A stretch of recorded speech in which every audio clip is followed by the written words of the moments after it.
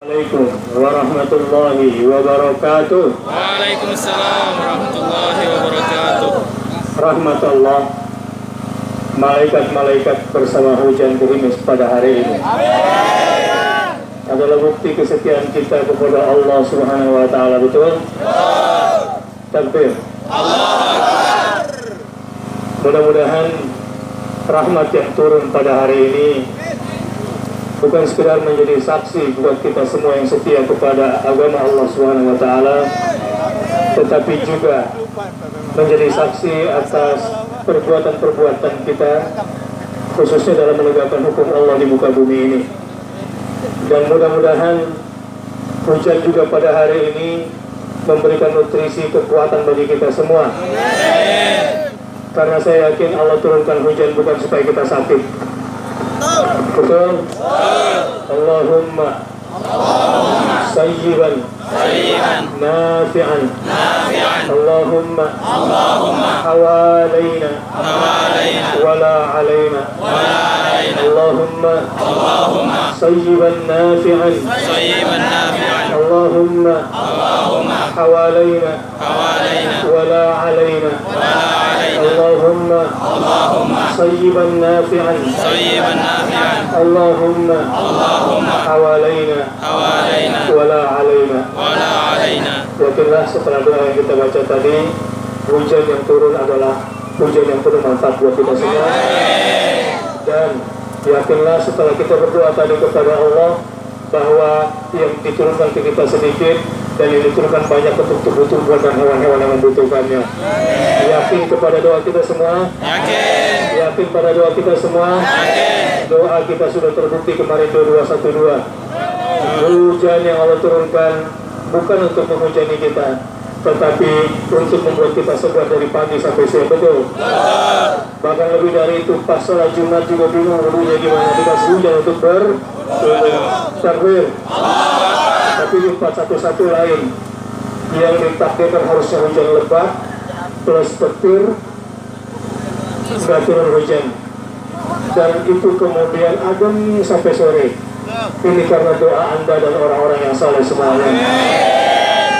Tapi ada yang lucu, kata Ustaz Arifin Ilham, Bang Arifin dalam peristiwa di istana Bang, apa menteri bilang, kenapa nggak hujan-hujan? Si asisten bilang, Pak Menteri udah 4 kali pesawat bolak-balik ribuan ton ngegaramin, tapi nggak hujan-hujan. Mungkin nggak pakai jeruk kali ya. Jadi inilah kehendak Allah Subhanahu wa taala yang tidak bisa direkayasa oleh hamba-hamba yang tidak setia kepada Allah. Masih setia kepada agama Allah, setia kepada hukum Allah. Baik, saya datang ke sini untuk mengucapkan selamat dan berbangga kepada semua yang setia mengawal persidangan ini. Bagi saya, kalian semua adalah pahlawan-pahlawan hukum di Indonesia. Kenapa saya katakan demikian? Karena hukum yang kita inginkan, dengan semua kekurangan yang kita miliki, dengan semua ujian berat yang sedang kita hadapi, Anda punya prinsip hukum untuk keadilan, betul? Sementara hukum yang sekarang sedang dijalankan adalah hukum untuk hukum, bukan hukum untuk keadilan. Ini tidak ada gunanya. Jadi kita ini berkutat hukum hanya untuk hukum. Untuk itu tekad kita untuk satu, jangan pernah mundur, jangan pernah malas, dan tetap harus bersemangat. Tegakkan hukum berdasarkan keadilan. Siap? Dan satu lagi, nanti langkah kita ke depan, saya beritahukan perjuangan kita adalah tegakkan keadilan berdasarkan hukum. Kenapa? Keadilan yang terjadi sekarang di negeri ini bukan bijaksana, tapi bijak sini. Ya, ini negara secara hukum sudah menjadi negara oligarki. Kepemimpinannya hanya dipegang oleh beberapa orang. Ya, suka-suka dia mengatur negara, kadang-kadang tergantung siapa pemodalnya, benar? Ini persoalan kita. Begitu juga soal oligopoli. Dalam bidang ekonomi Indonesia juga tidak berkeadilan, benar? Orang yang tidak berjuang, bahkan dari ras pengkhianat bangsa kok bisa punya jutaan hektar negeri ini. Sementara anak-anak negeri pribumi ini tidak diberikan tempat yang layak. Ini semua sudah keluar dari keadilan sosial bagi seluruh rakyat Indonesia. Siap melawan? Siap. Siap berjuang? Siap. Siap berkorban? Siap. Hari ini saya datang juga untuk memotivasi bahwa mudah-mudahan apa yang kita lakukan pada hari ini dan seterusnya memperberat timbangan amal akhirat kita kelak. Dan mudah-mudahan kalau memang cuma ini yang bisa kita lakukan, inilah warisan kita untuk anak cucu kita kelak. Jangan sampai kita diam dan anak kita kemudian menikmati negeri yang sudah terjajah, sudah tidak berdaulat lagi akibat Indonesia sudah dikungkung oleh para kaum oligopolis dan memegang kekuatan oligarki. Ngomong-ngomong, paham apa enggak sih?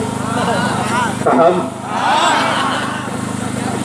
Jadi yang pegang hukum sama ekonomi di Indonesia ini orang-orang tertentu yang ini membahayakan negara. Dan sekarang sudah terasa sekali bahaya terhadap rakyat Indonesia. Nah, sekarang ini kenapa kita berada di sini? Fokus gerakan kita sementara adalah tegakkan hukum tegakkan hukum yang berkeadilan dan tegakkan keadilan berdasarkan hukum. Ini sebetulnya tekad kita yang pertama dan kita fokus di sini. Walau untuk ke situ bukan main sulitnya, tapi alhamdulillah dari dalam saya dengar kabar saksi-saksi fakta dari Kepulauan Seribu alhamdulillah menguatkan kita dan memberatkan dia.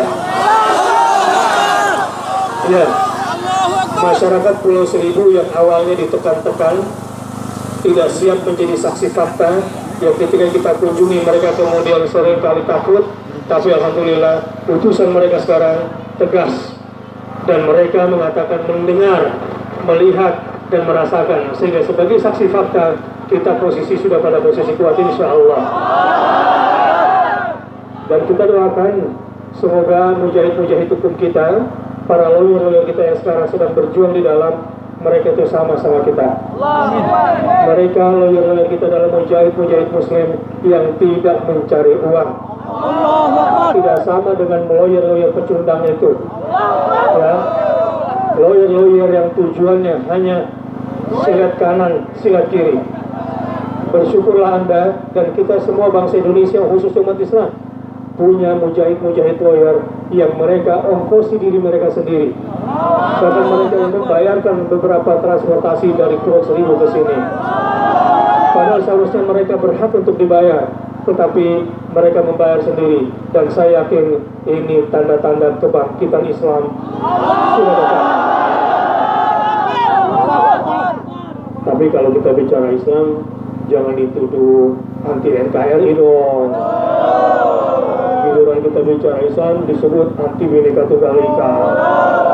Giliran kita bicara Islam disebut anti nasionalisme. Nah ini gagal paham kalau kayak begini. Ya, mudah-mudahan ada media juga di sini.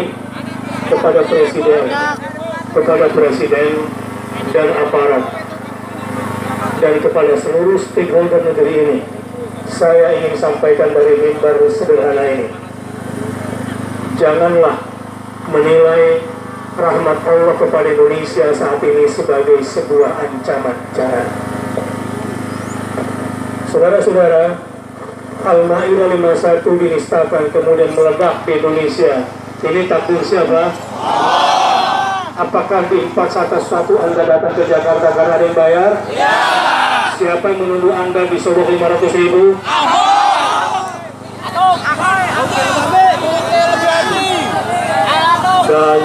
Ganyang pemimpin awak. Sekarang juga. Lagi. Ganyang si Ahok. Ganyang si Ahok sekarang juga. Lagi. Ganyang si Ahok. Ganyang si Ahok sekarang juga. Baik. Hujan tambah gede nih. Ini bagian dari rahmat Allah Subhanahu wa taala. Takbir. Takbir. Takbir. Jadi jangan sampai nikmat yang sedang Allah berikan kepada Indonesia saat ini dinilai sebagai ancaman. Salah besar. Saya minta kepada seluruh stakeholder negeri ini, siapapun dia, belajarlah pada sejarah. Ketika House Cokro Aminoto melakukan demonstrasi, percayalah, sejarah sudah membuktikan kalau umat Islam melakukan demonstrasi atas nama ideologi dengan untuk bangsa ini, untuk kemajuan bangsa ini, percayalah, itu adalah untuk kemajuan Indonesia. Dan tidak ada ceritanya umat Islam kalau sudah mayoritas sifat untuk merongrong Indonesia. Belajarlah pada sejarah. Bahkan Pancasila disusun oleh para ulama yang didukung oleh umat Islam se-Indonesia. Ini semua untuk persatuan Indonesia dan demi Bhinneka Tunggal Ika. Kalau hari ini umat Islam bangkit, memang mencium ada bangkai komunisme mulai bangkit, harusnya disyukuri. Umat Islam dulu yang lebih peka, sementara mereka yang enak-enakan di atas bebal hidungnya, atau mungkin karena sudah kekenyangan memakan uang daripada pemuda-pemuda komunis itu. Jadi seharusnya pemerintah, termasuk juga parlemen dan para tokoh juga ulama, mensyukuri nikmat kebangkitan semangat umat Islam Indonesia. Setuju?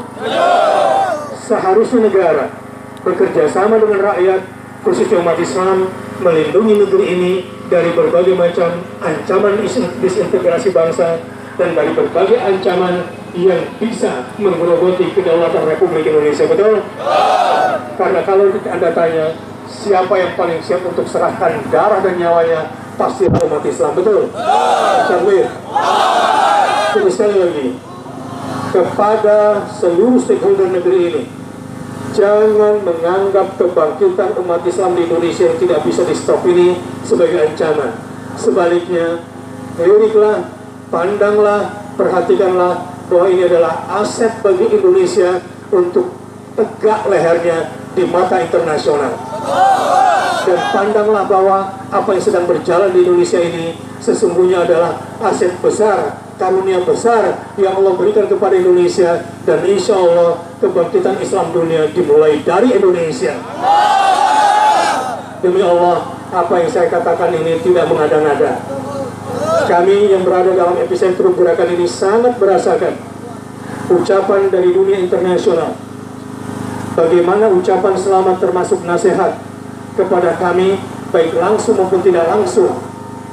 Cuma saya memang nggak mau muncul di TV dulu, karena ini bukan show. Ya makanya ya memang dilarang juga sih muncul gitu kan. Ada ketakutan di ceritanya.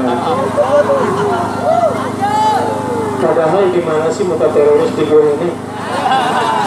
Ya udah ganteng-ganteng banget sih, tapi kan gak ada terorisnya gitulah. Gitu.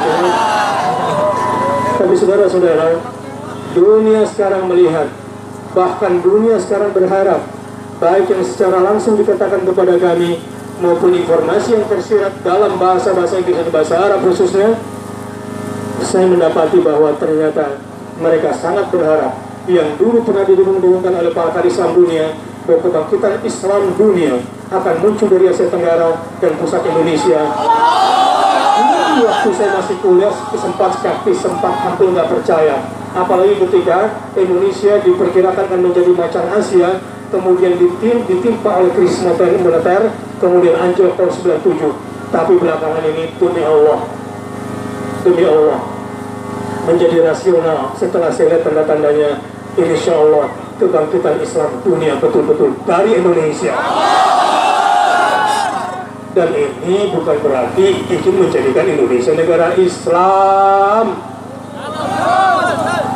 Kalau kata Habib Rizik, gue colok juga ya mata lu. Bukan. Ini sekarang udah ada yang pidato. Dulu kita berhasil mengumpas umat Islam karena umat Islam ingin mendirikan negara agama. Anda salah, Anda gagal paham.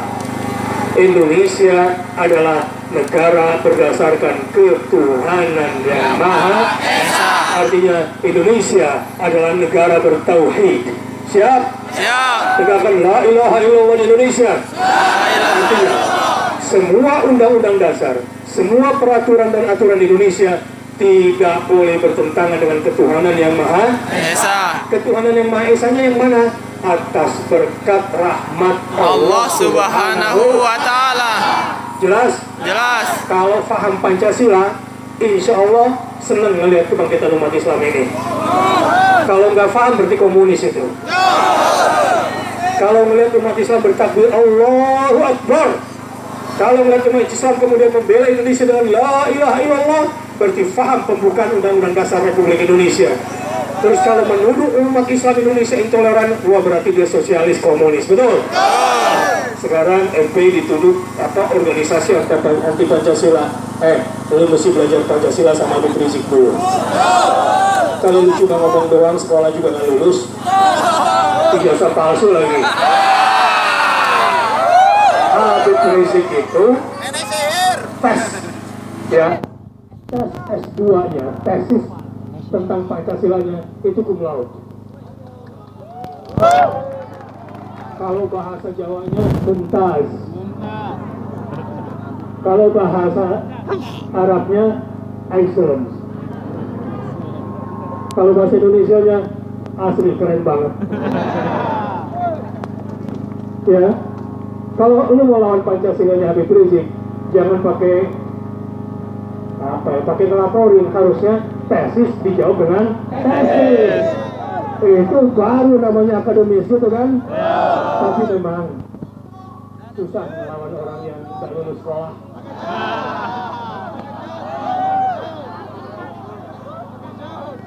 Apalagi jasanya palsu,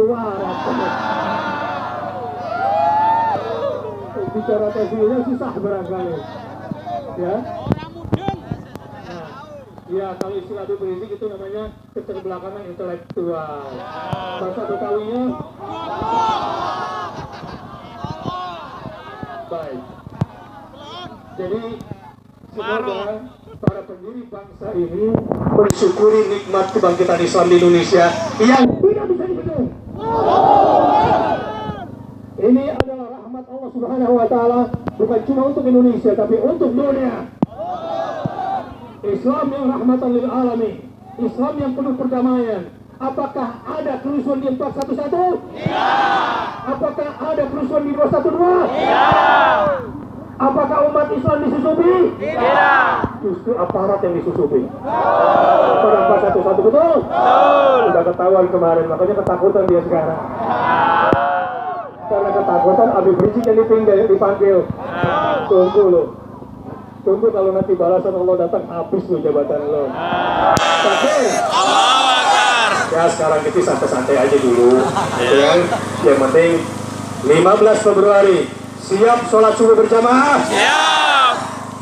Tapi biasanya gini, nyogok mereka serangan fajar itu bukan tanggal 15, bukan hari H-nya. Mereka mulainya dari H-2. Ya. Tapi karena saya sayang sama Anda, saya cukupkan saja dulu. Sekarang semua berteduh sambil takbir Allahu Akbar. Allahu Akbar. Berteduh dulu. Berteduh.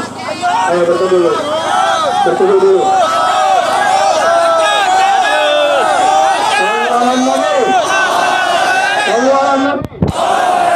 Yang sedang sakit, yang kondisi kesehatannya kurang baik, berteduh. Biarin mujahidin di sini. Orang-orang yang tangguh di sini membuktikan ketangguhannya di hadapan Allah Subhanahu wa Ta'ala. Yang ingin berteduh, saya berikan kesempatan. Jangan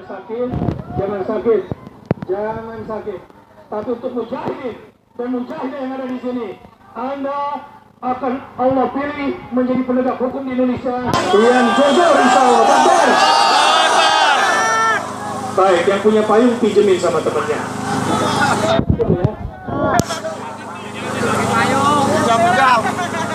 Alhamdulillah, Ustaz Arifin Ilham sudah menjemput Nurul Fahmi yang membawa bendera tulisan La ilaha illallah sudah keluar. Allahu Akbar. Cuma memang proses saya sebagai saksi yang mestinya hari ini ditunda sampai tanggal 1 Februari. Saya Habib Rizik dan Tamun Arman. Kata Habib Rizik karena polisi lagi kangen sama kita.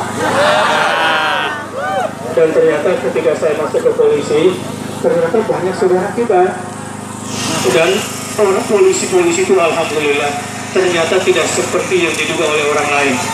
Tidak, banyak sekali muslim-muslim yang dalam kesatuan Republik Indonesia. Mereka juga jernih punya hati nurani. Siapa yang mengikuti penguasa dan siapa yang menjadi alat negara. Allahu Akbar. Dan kami lihat juga TNI yang bersama rakyat. Allahu Akbar. Memang ada sih pelacur-pelacur intelektual. Memang ada yang makan uang pemodal. Tapi demi Allah saya melihat sendiri di tubuh TNI, di tubuh Polri, ternyata sebagian besar mereka setia kepada negara kesatuan Republik Indonesia. Termasuk di Kementerian Pertanian, itu 90% bersama kita semua. Cuma kalau lu masuk sekarang ganggu kerjaan mereka, gitu. Sudah kita orasi di luar aja, setuju? Nah, sekarang begini, mereka hanya dengan curang baru bisa menang. Dan untuk bisa menang dengan curang harus pakai uang. Tapi nggak usah khawatir, duit mereka nggak berseri kan? Itu artinya palsu. Duit mereka nggak berseri kan? Itu artinya dan kualitasnya kualitas uang Kanjeng penipu Dimas. Tapi Allahu Akbar. uang Anda walaupun goceng berkah. Uang Anda walaupun ceban berkah. Uang Anda walaupun 100.000 berkah. Dan itu saya saksikan sendiri. Se-Indonesia itu goncang. Padahal uang yang kita pakai tidak sampai 1 miliar. Dan uang GPF itu 3,1 miliar. Itu setelah di print out ketika akan diperiksa itu 7.000 lembar nggak habis-habis. Karena yang nyumbang 10.000, 15.000, 20.000, 30.000. Tetapi dunia heran kok bisa dengan uang nggak sampai 1 miliar goncang dunia ini. Sementara mereka salah satu daripada Kutu 9 yang percaya sama naga musyrik. Apalagi takut sama naga 9 musyrik. Betul? Salah satu pemodal dari Kutu 9 bilang, ini kapan berhenti ya? Kalau begini terus umat Islam kita bisa rugi, bisa hancur. Lalu digembosi lah 411 dengan triliunan uang termasuk 212 supaya gembos nggak ngalahin duit kita yang cuma 500 juta itu.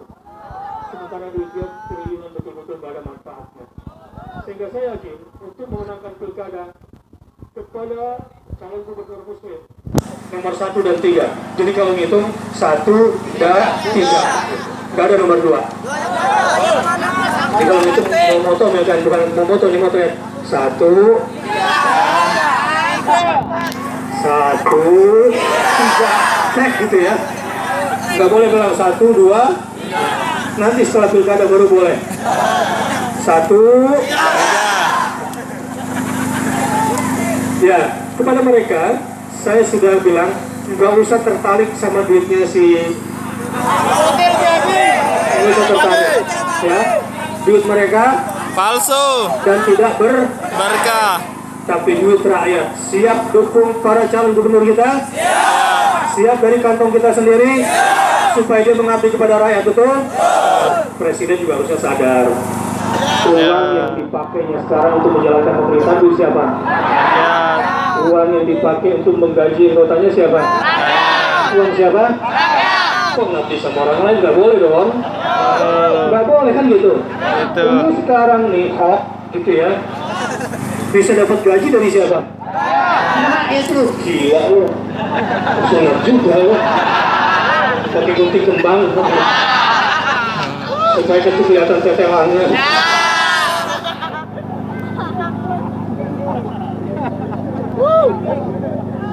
Aduh, udah makan duit kita, nyusahin kita lagi. Lu juga sih yang milih kemarin. Aduh.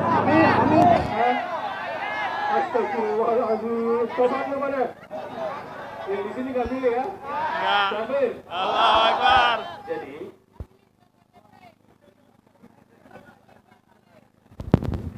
ya, nanti rawannya itu nyogoknya itu mereka biasanya di H-2.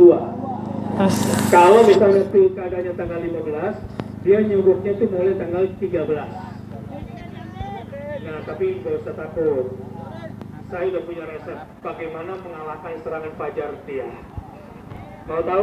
Tahu. Mau doang atau mau banget? Cara mengalahkan serangan fajar dia dengan sholat fajar. Takbir. Jadi tanggal 13, 14, 15 kita ajak seluruh umat Islam semampu yang bisa kita ajak untuk sholat subuh berjamaah di masjid. Siap? Siap. Di semua masjid.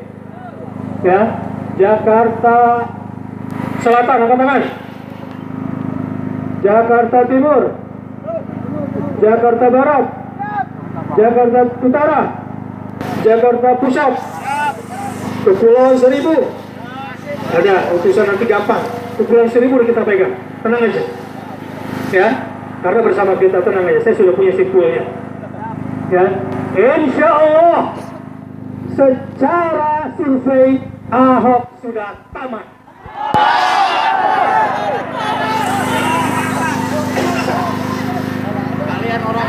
Semua survei normal, insya Allah. Semua survei normal, Ahok sudah tamat. Tinggal di penjara. Ya, tetapi memang yang kita antisipasi adalah kecurangannya. Betul? Anda kan sudah tahu bahwa mereka curang dulu kan? Nyedot suara kan? Termasuk yang lagi terkena pasal lagi dilaporin lah. Kalau lu yang ngomong nggak apa-apa, kalau gue kena dilaporin nanti. Tapi lu udah tahu kan yang curang siapa? Siapa? Bukan gue ngomong lu. Nyedot suara orang itu namanya vampir. Jadi jangan sampai kita dapat pemimpin vampir itu saudaranya Dracula. Yang tukang nyedot-nyedot. Sudah tahu kan orangnya siapa? Siapa? Jokowi. Siapa orangnya menjadi komandan penyedot suara? Luhut.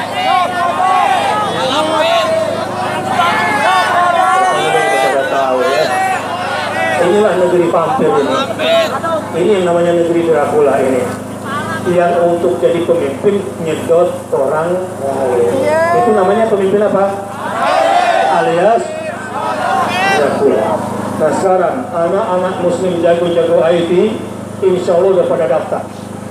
Ustaz, kita akan lawan di tingkat IT. Ya. Jadi walaupun dia hari ini nggak datang ke sini, tenang. Kalau kan angkatan darat, mereka angkatan udara. Ya. Mana nih saudara gua? Lu di kantor mulu lu ah. Ya iyalah, cara kerjanya di belakang meja di komputer, nggak kayak lu di sini kan gitu. Jadi Anda di sini semua angkatan. Tapi menurut saya enggak, Anda tuh bisa semuanya darat, laut, udara. Ini antara amfibi atau kuntilanak. Baik. Ya. Jadi nanti kita akan menghadapi kecurangan. Kecurangan yang bakal mereka lakukan adalah satu, serangan fajar. Kita harus sweeping dan bantu Bawaslu. Habis sholat subuh, zikir sebentar, mohon kepada Allah, kemudian jangan pulang. Makanya udah sarapan di masjid. Ya, siap? Siap. Caranya panggil 10 orang jamaah yang bagi-bagi tugas. Satu orang 100 nasi uduk. Ya, kemudian sarapan. Lalu kemudian sweeping. Kalau ada yang bagi-bagi amplop, kalau ada yang bagi-bagi sembako, tangkap orangnya, ambil duitnya. Betul? Tangkap orangnya, serahin ke Bawaslu, ambil sembakonya. Tapi jangan lo makan. Itu ghanimah. Caranya adalah diatur, kasih orang miskin. Ya, lo ambil, terus kumpulin orang miskin. Nih bagi. Pilih satu atau nih, pilih satu atau tujuh. Jadi bikin gerakan sholat fajar. Demi Allah saya sudah duduk dengan para ulama, semua setuju bahwa cara untuk memenangkan melawan serangan fajar dengan sholat Fajar. Inna Qur'an al-fajri kana masyhuda. Percayalah, ini saya nggak bercanda. Saya udah ngerasain betul, ternyata duit umat Islam itu berkah. Siapapun yang nanti mau jadi gubernur, jadi presiden, saya udah bilang sama dia, nggak usah takut.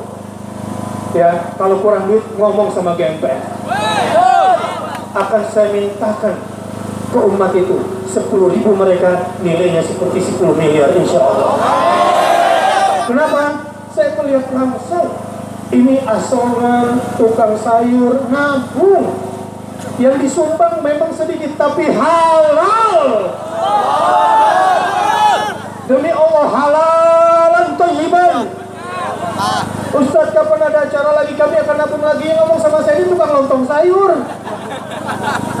Kenapa? Saya mau nabung lagi Ustadz supaya bisa datang ke Jakarta lagi. Dan saya siap nyumbang Ustadz. Uang mereka itu memang sedikit